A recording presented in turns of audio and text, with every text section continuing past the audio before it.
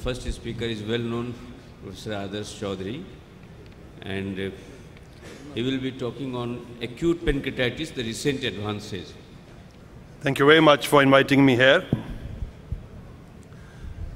This profound statement by the Swiss-German philosopher Nietzsche stands most true for a disease like acute pancreatitis.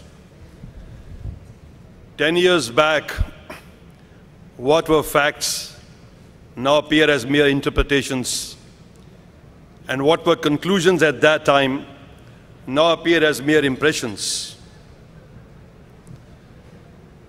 So I'm going to talk to you about advances in acute pancreatitis. Before I do that, we need to know what we already know. We already know that acute pancreatitis is not a benign disease. About 10% of patients of acute pancreatitis will die even today. We know that acute pancreatitis can be in the mild form, it can be severe. CT scan is the imaging modality of choice. And organ system failure and infection are the leading causes of death. Sterile necrosis does not need intervention, and delaying intervention is safer. So this much we know today.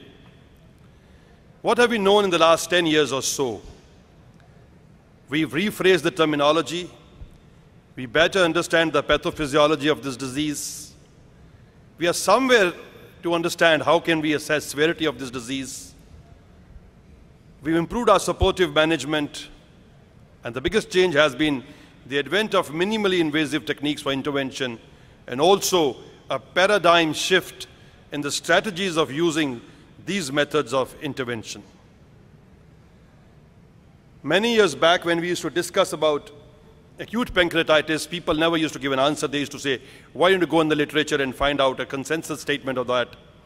And one of the best attempts to have a uniform system of reporting of acute pancreatitis and its complications was the Atlanta classification, which came in 1992. And for the first time, we had a uniformly acceptable way of expressing acute pancreatitis, its severity, and its complications. But in the last 10 years or so, we understood more about this disease. We have better CT scans. So we need a fresh classification which kind of helps us to settle the ambiguous terms, to initiate new aspects of knowledge. That's why we needed to revise the Atlanta classification. The revised Atlanta classification is essentially different from the previous one in the way it addresses the fluid collections around the pancreas in acute pancreatitis, and that is because we have newer modalities to manage these fluid collections. So we have 6 new terms in the revised Atlanta classification. We have interstitial edematous pancreatitis, necrotizing pancreatitis, acute peripancreatic fluid collections, acute necrotic collections, pancreatic pseudocysts, and walled-off necrosis. In these 6 terms, remember, we need to know 6 things to label a collection or a complication. The most important thing is what is the origin. Second, what is the boundary. Third, what are the contents. Fourth, what is the density. Fifth, does it have a wall. And sixth, when does it form. This is a typical example of acute edematous pancreatitis. You can see the pancreas is swollen. There are no areas of necrosis. There is a little bit of mistiness around the pancreas. So this is edematous acute pancreatitis, the best form of pancreatitis, because these patients will get well only on supportive management. This is a patient who's got pancreatic necrosis. You can see the areas of underperfusion in the pancreas, so this is pancreatic necrosis. And the revised Atlanta classification understands that pancreatic necrosis may be intrapancreatic, extrapancreatic, or a combination of both. The commonest is combination of intrapancreatic and extrapancreatic necrosis. The next common is extrapancreatic necrosis, and the least common is isolated pancreatic necrosis. If you see this CT scan, it shows that there's no necrosis in the pancreas, but there's a collection of fluid around the tail of pancreas. So this is an acute peripancreatic fluid collection. These collections arise in edematous pancreatitis. They're close to the pancreas. They are homogeneous. They only have fluid. They have no wall. And they occur within 4 weeks from the onset of acute pancreatitis. So it's an acute peripancreatic fluid collection. This is another example of an acute peripancreatic fluid collection, which is homogeneous, fluid-filled, and is close to the pancreas. Look at this CT scan. It shows an acute necrotic collection, which means the pancreas is necrosed. It occurs around the pancreas. It is non-homogeneous. It has non-liquid matter in it. There is no wall around it. And it occurs within 4 weeks from the onset of acute pancreatitis. So this is acute necrotic collection. It differs from acute peripancreatic collection by the fact that it is non-homogeneous and it has solid element in it. This is another example of an acute necrotic collection. Look at this CT scan. This is a pancreatic pseudocyst. It shows collection around the pancreas. It is homogeneous. It has fluid. It has a definite wall. And it occurs 4 weeks after the onset of acute pancreatitis. And the last is what is called as walled off necrosis, which means it is in and around the pancreas. It is non-homogeneous. It has non-liquid matter. And if you see carefully, it has a wall around it. And it occurs after 4 weeks from the onset of acute pancreatitis. It's important to classify collections into this because each of them has a different outcome and has different management. We've also understood in last 10 years that organ failure is the overriding determinant of survival in patients with acute pancreatitis. Many patients will have organ system failure early in the course of acute pancreatitis, but if it is reversible, it has no adverse outcome. But persistent organ system failure, which is lasting more than 48 hours, is associated with bad outcome. Over years, we've been dividing acute pancreatitis into mild pancreatitis and severe pancreatitis. This binary form of classification is not correct. We all know that there are a subgroup of patients who have severe acute pancreatitis, but they won't die. So putting them all in one category is incorrect. There are patients who have organ system failure but no necrosis. There are patients who have necrosis but no organ system failure. These patients will have long morbidity but will not die. There's another patient who has necrosis and organ system failure also. This patient is going to die. So in the past, we used to lump all of them as severe pancreatitis, which is not correct. So in December 2002, in Annals of Surgery, there's an article which has classified the severity of pancreatitis based on the local and systemic determinants of severity. It's important to classify pancreatitis into severe and acute forms because clinically important, acute patients can stay in the general ward, whereas patients who have predicted severity should undergo into an intensive care unit. It is also very important from research point of view because if you use a drug in a patient who's got mild acute pancreatitis and say it's successful, that patient is anyway going to get well. So it's very important to classify patients into proper severe forms. And the indicators of severity should have a causal relationship to mortality. Literature is replete with articles which surrogate markers of severity have been discussed.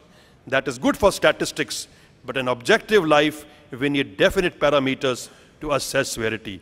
And the best way today is, because two things determine outcome in a patient of acute pancreatitis: presence of necrosis and organ system failure. If you have no organ system failure, no necrosis, it is mild acute pancreatitis. If you have sterile necrosis, but no or transient organ system failure, this is moderate acute pancreatitis. A patient who has infected pancreatic necrosis or has transient organ system failure will have severe acute pancreatitis, but patients who have infected and persistent organ system failure, they have critical acute pancreatitis, and mortality in these patients is very high. So if you ask me what are the clinical parameters in the initial 7 days or something, I will say at admission, if a patient has a hematocrit which is more than 40–44%, possibly this patient has severe acute pancreatitis, but many studies refute that. I'll tell you another interesting thing. If the negative predictive value of high hematocrit is better. If a patient has a hematocrit of 30, there's over a 90% chance that this patient doesn't have severe acute pancreatitis. So the negative predictive value of hematocrit is better. Day 1 and 2, organ system failure scoring is better. By day 3, serum markers like C-reactive protein or ProCal might be indicators to indicate the severity of pancreatitis or presence of infection. And after first week, it is a CT scan, which is a good predictor of severity. A quick word about 3 things which supportive management have helped. A lot of articles appeared on fluid resuscitation and acute pancreatitis, and we were made to believe that you should give a lot of fluids to these patients, and many patients of acute pancreatitis died out of pulmonary edema because too much of fluids were given. If you are a data-driven student of science and you study these articles carefully, there is no convincing evidence that giving too much of fluid to patients of acute pancreatitis improves survival.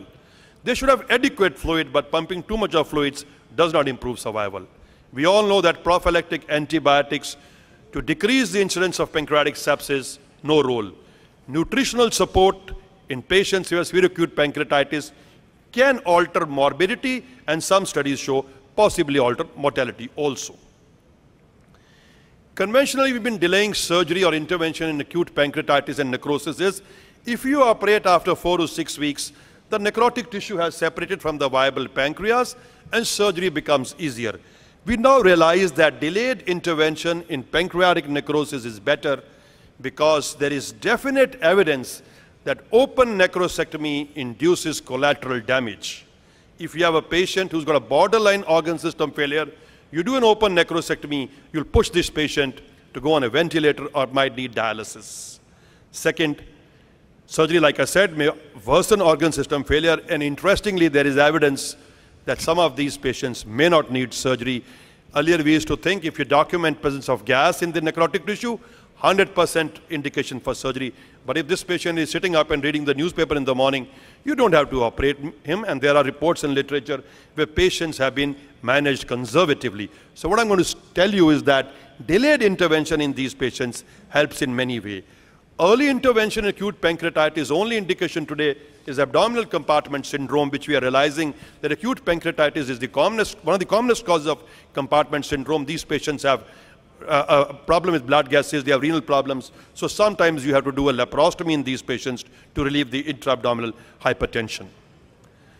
In the last 10 years, we have newer approaches to manage necrosis, and we have 6 ways to manage pancreatic necrosis. The conventional open necrosectomy, there can be percutaneous drainage, laparoscopic necrosectomy, retroperitoneal necrosectomy, endoscopic necrosectomy, and hybrid approaches.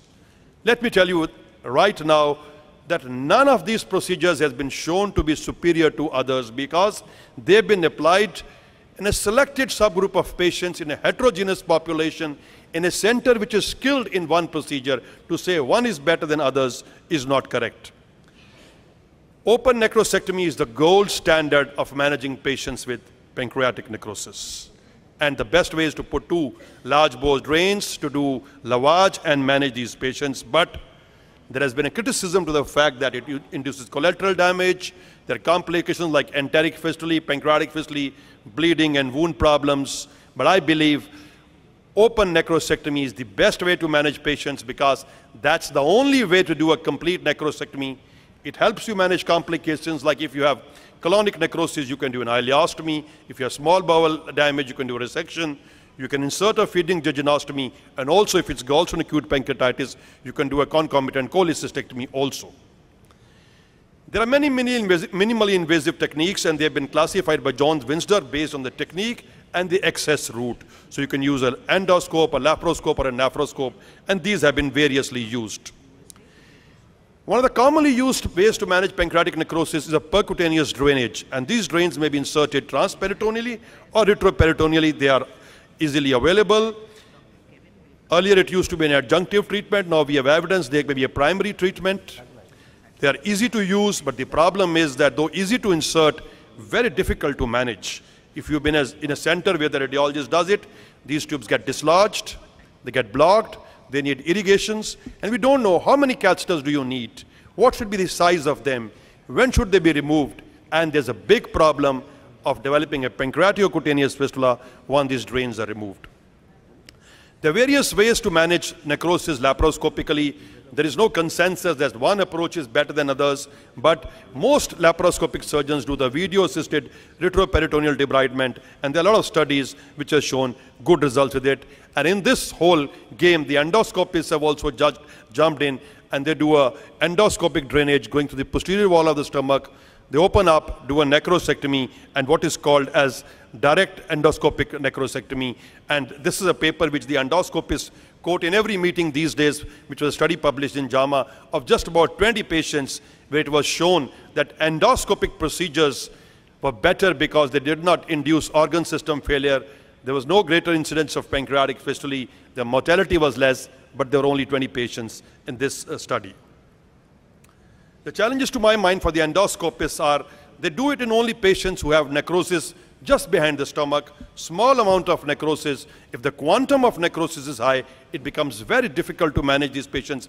Endoscopically, they need to do about 3 to 4 to 5 to 6 times to take them to the endoscopy suite to do that. Then multiple sessions, the risk of bleeding, so you need to do an EUS before that, and it's technically very demanding.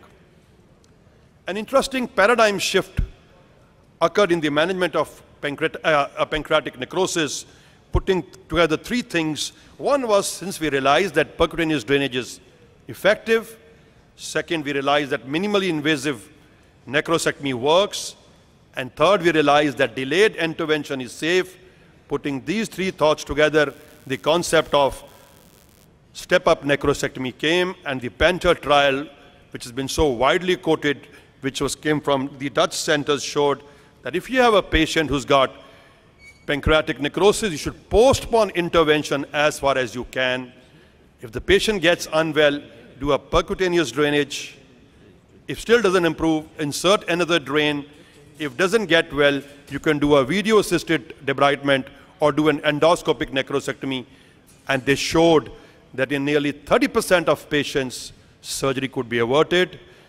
None of these studies have shown that mortality has improved. They've only shown that organ system failure, stay in the ICU have been significantly decreased. And now we have 3 studies which have shown step-up approach in acute pancreatitis with necrosis is safe, effective, and can be widely used.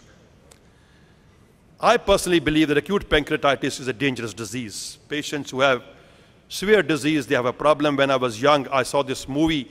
These used to be uncle agents. They were 2 spies. They were surrounded by 30 gunmen. And one of the guys says, "Are you afraid?" He said, "I am always worried about people who are not scared when they ought to be." So when I have a patient who's got acute pancreatitis, has problems, I think the only suggestion is to have a good team. If you have a good team approach, you have a surgeon, a good intervention radiologist, an endoscopist, you can have good results.